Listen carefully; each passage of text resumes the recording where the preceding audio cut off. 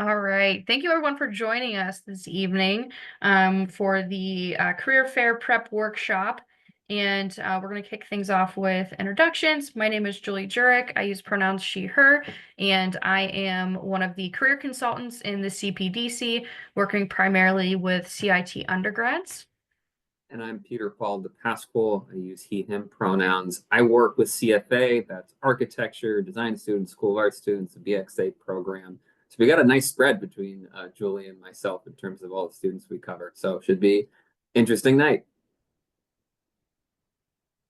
Awesome. All right. So just a brief overview of what we're going to chat about is obviously the upcoming career fairs and the goal of attending those career fairs, navigating Handshake as part of your strategy, what to do at the career fairs before, during, and after the event. And then we definitely want to save some time for a Q&A so you all can ask some questions. But if you have questions as we're going through, feel free to throw them in the chat. Peter and I we'll be monitoring that as we go through. So yeah, feel free to use the chat throughout the whole workshop. Anything I missed, Peter? Good? Okay. All right, we are going to play this quick video here for you all to watch about going to the career fairs.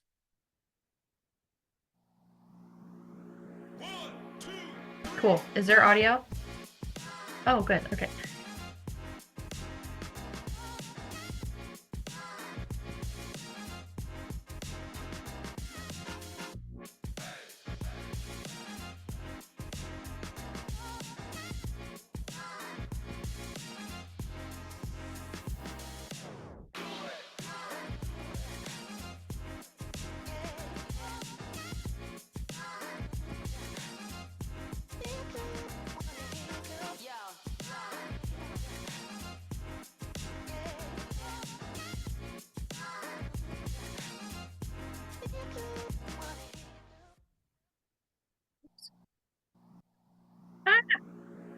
Oh no.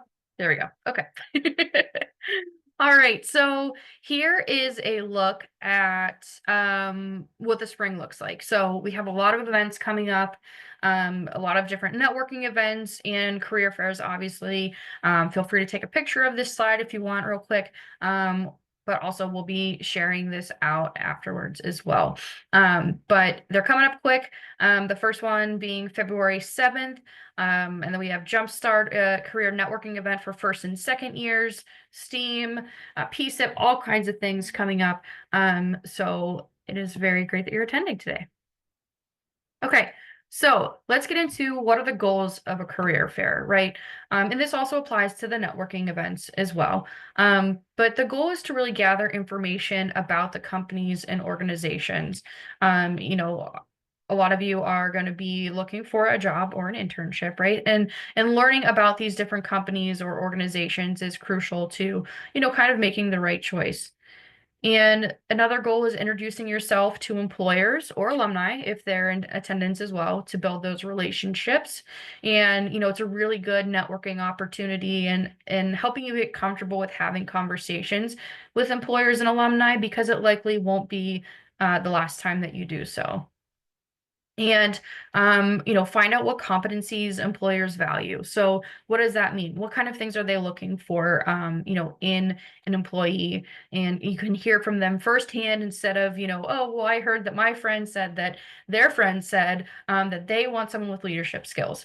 Well, you can go straight to the source and find out what kind of competencies that they value at their organization. Seeking or discussing internship opportunities, we'll kind of go through that a little bit more in depth, but learning a bit more about what opportunities they might have or discussing opportunities that that they already have. And then, there's the two different sides of the in-person is really personal and, networking heavy and things like that because you're face to face, you're in person. Whereas virtual can be more information gathering or just brief initial interviews. Okay, so we're going to talk a little bit now about like logistics of registration and things like that. So as you all know, Handshake, that's our place, right? So you're always going to be registering for things in Handshake. Registration opens about 2 weeks before an event. You can also like favorite the event or show interest on the event in Handshake and likely get a notification when it opens. But you don't have to register in advance to attend. Always better if you do, but it's, we'll still let you in if you don't register. And then it's also a really great way to check and see, if employers are hosting info sessions in conjunction with the info fair, or with the fair.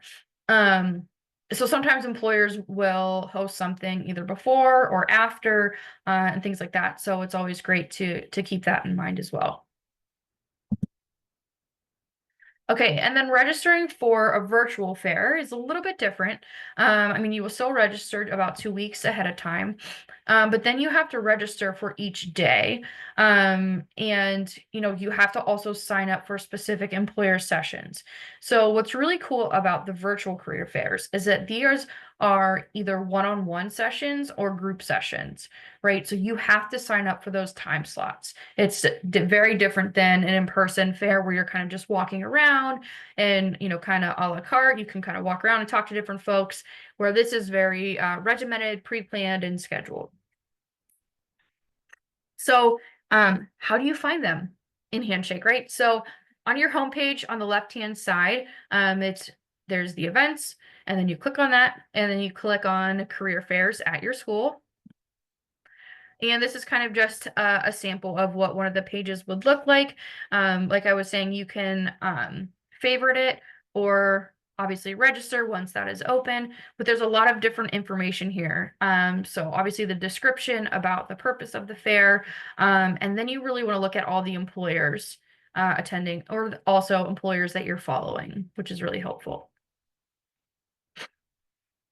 And then this is for a virtual session. So this would be like clicking on this date available, and then you could see what available sessions there are per company. And then over here on the right-hand side, you'll see your sessions as it kind of stacks up. Okay, and then some additional tips for virtual sessions. Make sure that you're filling up your schedule with one-on-ones, round out any open time with group sessions. Make sure that you do not schedule more than one-on-one session with a single employer. You want to leave room for other folks and kind of take advantage of the time that you have as well, and making sure that you're talking to other companies as well. Session registration closes 1 minute before the event starts, so keep that in mind. You do have to make sure that you're registered for everything ahead of time. And yeah, so there's some different options: video, audio, or text-based sessions. Group sessions are up to 50 students and maybe text-based or video. So something to keep in mind is, so everyone's creating a schedule. So it's important to register once that opens, because then they're going to start filling up. So it's important to make sure that you're on top of that if you're interested. And some additional tips for virtual sessions. So you want to make sure that your Handshake resume, you want to update your Handshake resume profile and make sure it's visible. That way employers can see it, they're able to look at it, think of it as your LinkedIn, but also on Handshake. So your resume, you can upload that document to your Handshake, make sure it's set to visible, make sure your profile is set to community, so that way employers can't see it. Make sure you are testing your video and audio settings ahead of time. You can join the session 5 minutes early to test it out, which is super helpful. Make sure that you have a loud microphone, video access to your app and browser. We know all these things, right? And employers have the option of using external links.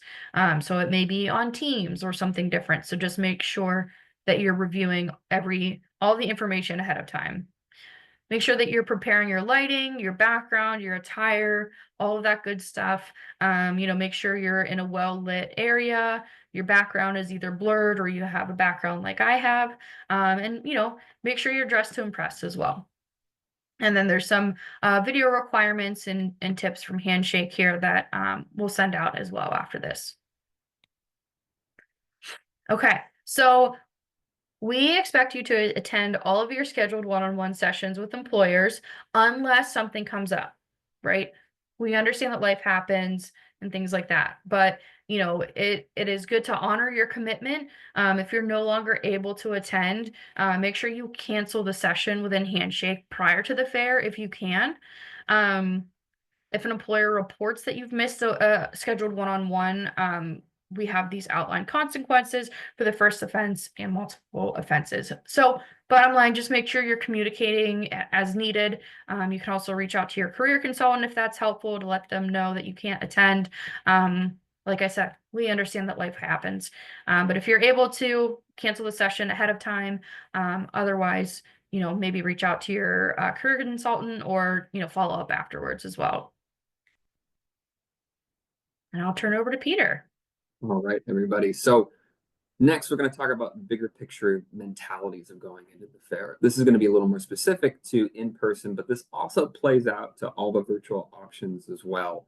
The key component here to think about in regards to this being a career fair is that career means a lot of different things in this situation.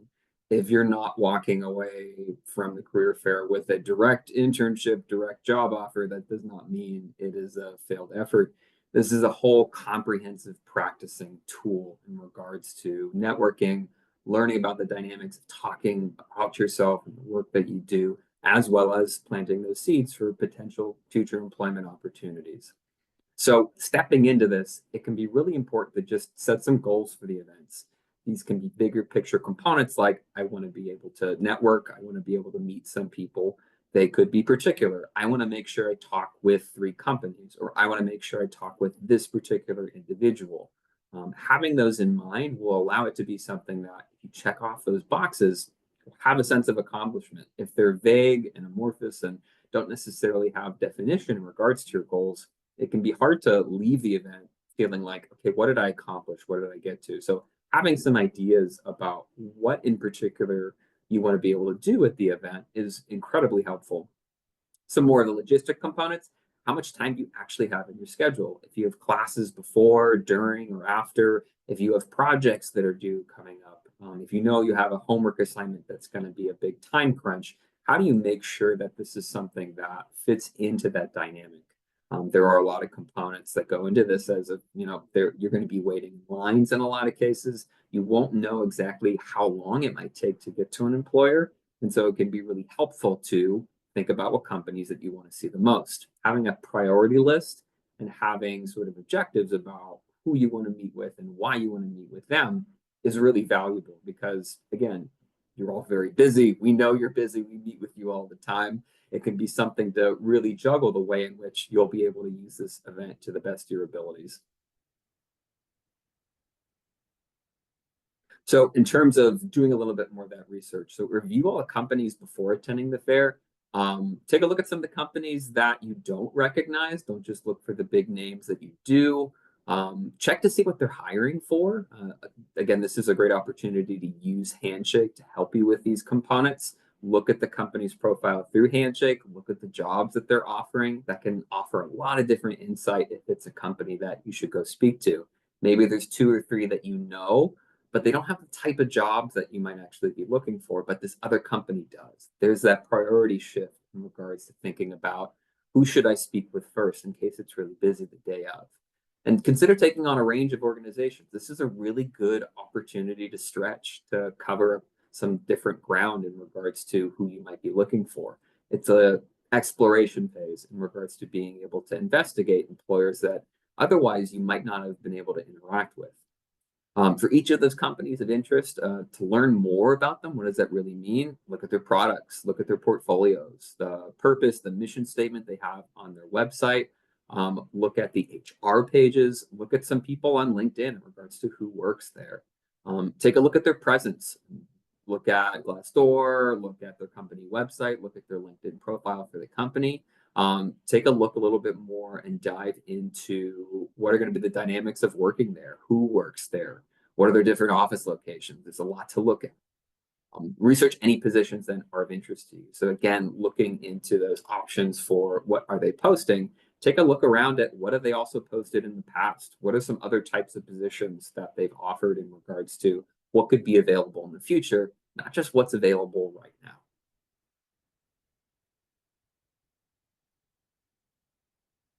Cool.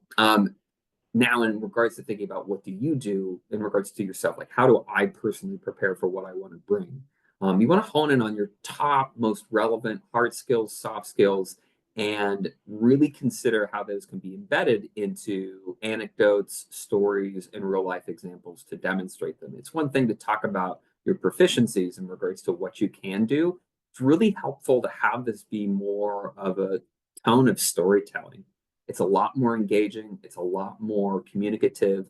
You want to get to the place in terms of interacting with employers here as if it were a conversation so that it's not necessarily stiff. It doesn't feel like necessarily like a formal ad pitch, but that you're having a normal, fluid conversation with someone, talking about where you're coming from and embedding those skills into that storytelling.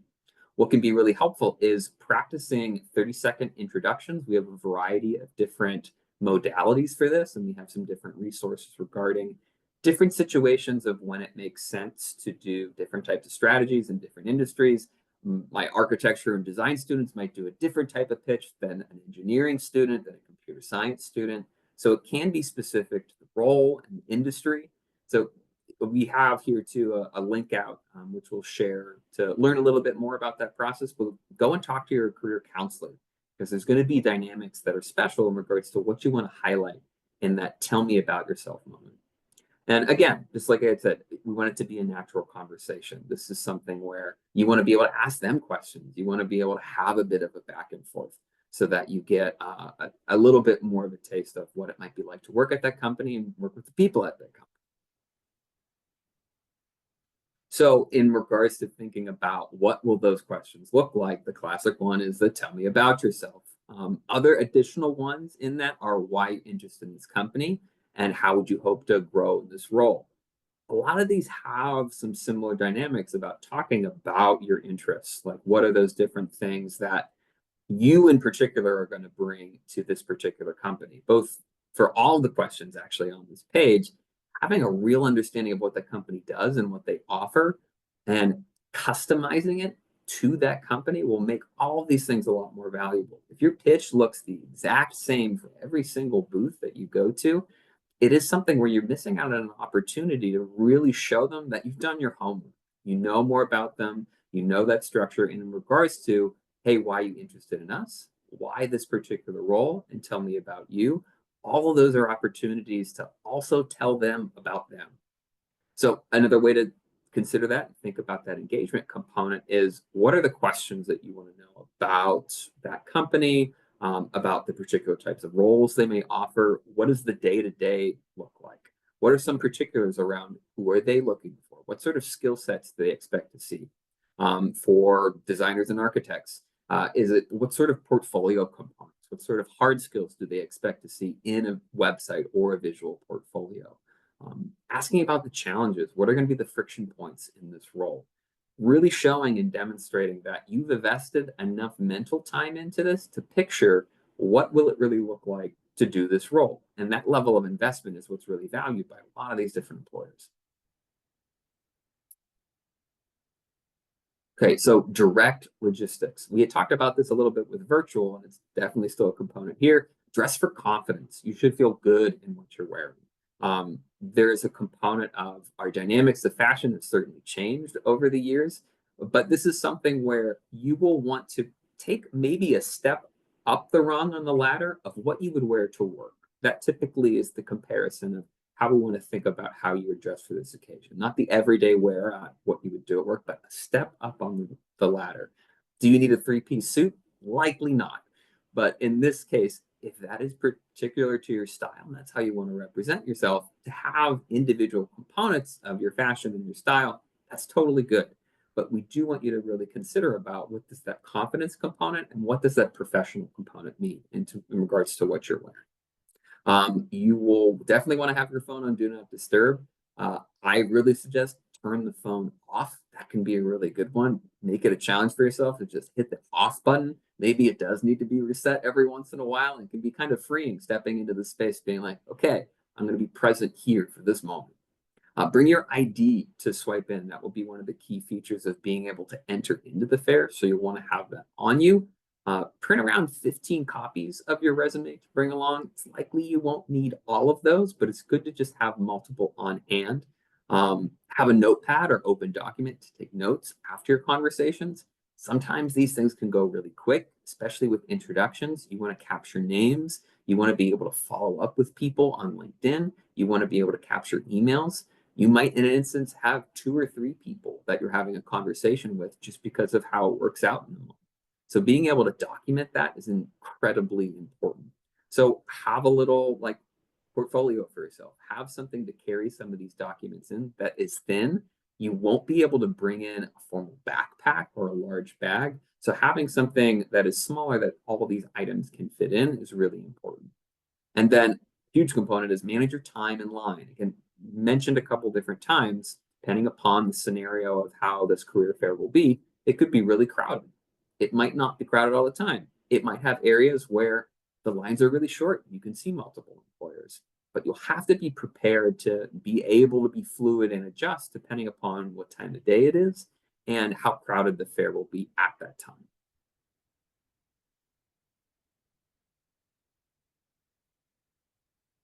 Cool. And then again, some of the same things we talked about for virtual fairs. You're still dressing for confidence. You're thinking and considering your background to make sure that nothing is distracting. Something that we have that's really excellent here is over in the CUC. We have interview rooms that you can rent out. So if you need that quiet space, we can always help you out with that. Make sure you're cropping yourself to fit in the frame. You don't want your face to be completely on top of the camera. You want space to be on the sides and above your head. You want to be careful using hand gestures. If you have a shaky desk, if I'm constantly bumping my desk, it can be really distracting. If you need something to be able to stop yourself, you can always take a little pushback in your chair to make sure that you're not directly hitting your desk. Um, Additionally, set yourself up somewhere where you can avoid interruption. So if you're going to be picking a public place that may be quiet on some days, it still could be a component that is the one day that construction is happening outside, or there's a lot of unknowns there. So having a place that's well planned to be quiet and set aside will be really important.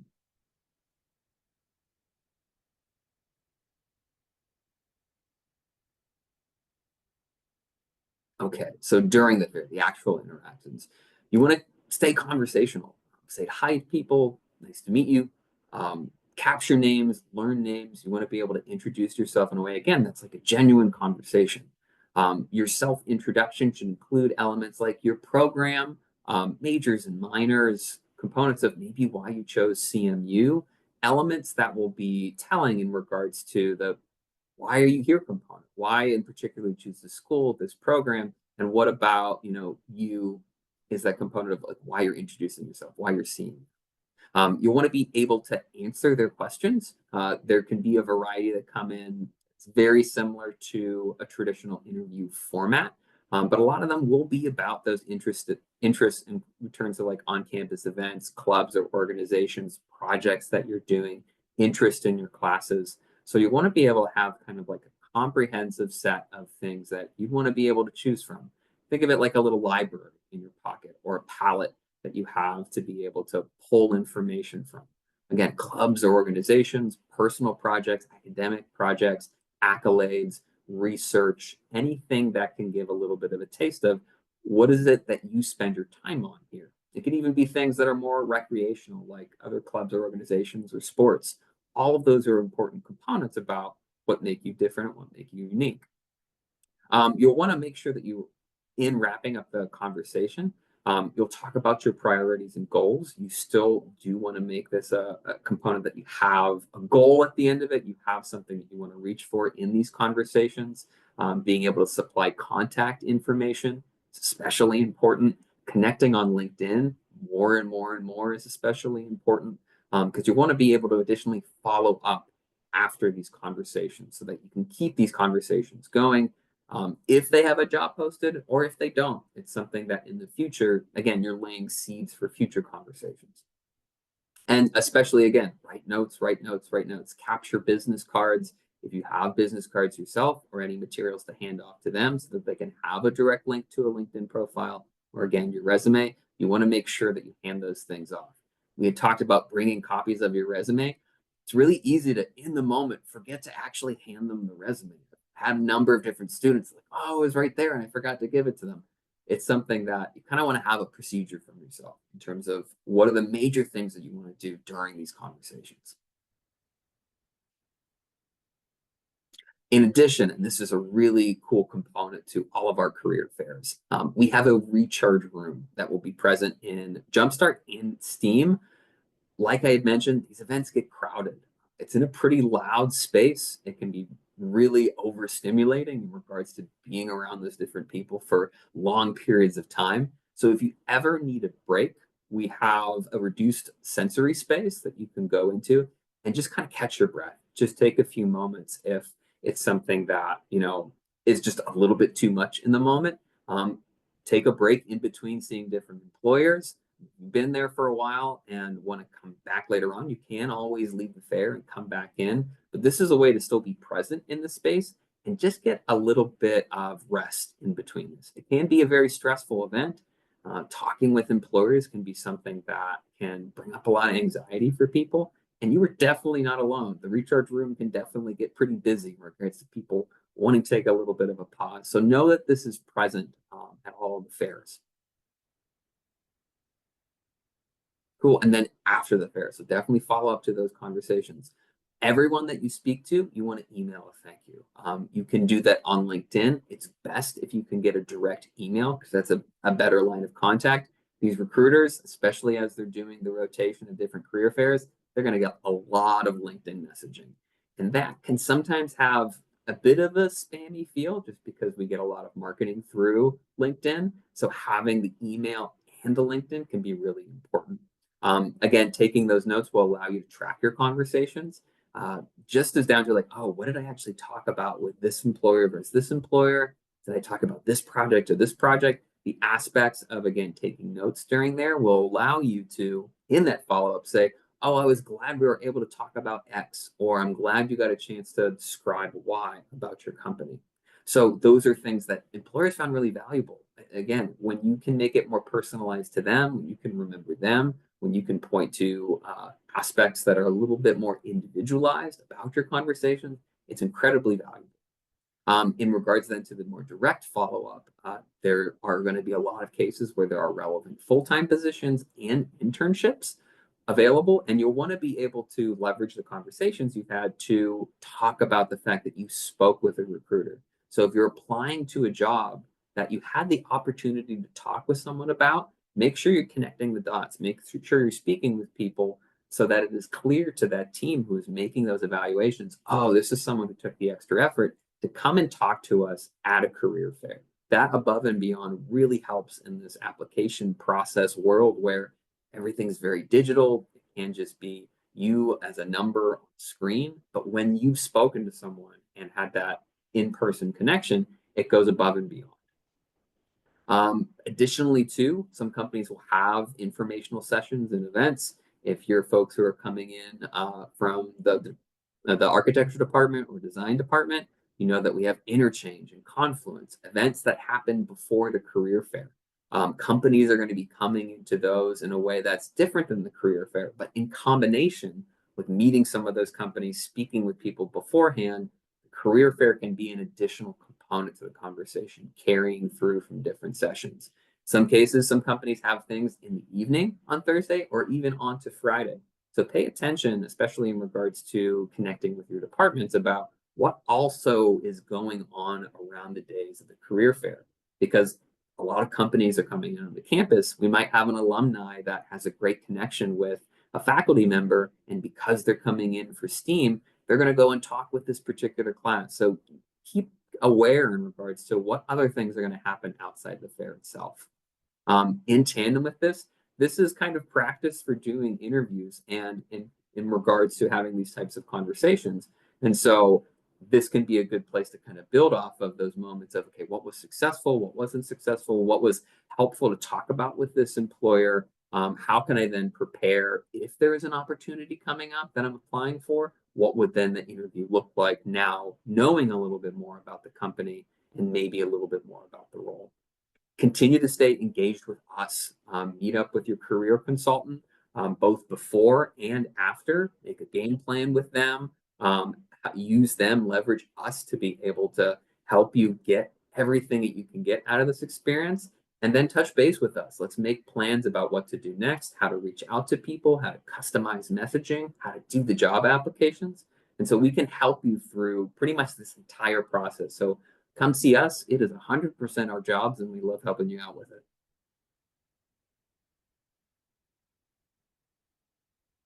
Cool. And then additional job search options. Again, this is not the only way to be able to look for work. This is, again, something that you can always come to us and speak about. If you don't have the opportunity to attend the career fair, maybe you have class, maybe the schedule is too busy, it is not the end all be all. There are a variety of sources on and off campus in regards to looking for job opportunities.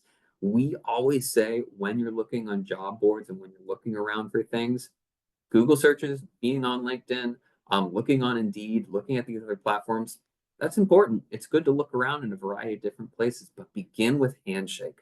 Companies that are posting jobs on Handshake have specifically chosen to use that platform because they want to connect with students. And if you're seeing jobs there, that means they're specifically picking CMU as a school that they want to highlight. So that's a much warmer connection where if a job is posted up on LinkedIn, that's kind of open to everybody. It's going to be a little bit colder of an application, and it might be a much wider pool where, again, a company on Handshake might specifically be looking for that CMU student. And especially when you're looking on those larger platforms, and especially if you're clicking through LinkedIn, make sure you go on the back end and find the job more naturally. What can occur with these larger job platforms is if you follow a link, it's kind of easy to follow like where you came from. You apply to a job through LinkedIn, the employer knows you're kind of tagged on that. But if you go manually search the company, look for the company's page and apply directly through the company's website, it can help in that process in general. Cool. So we have additional links here too.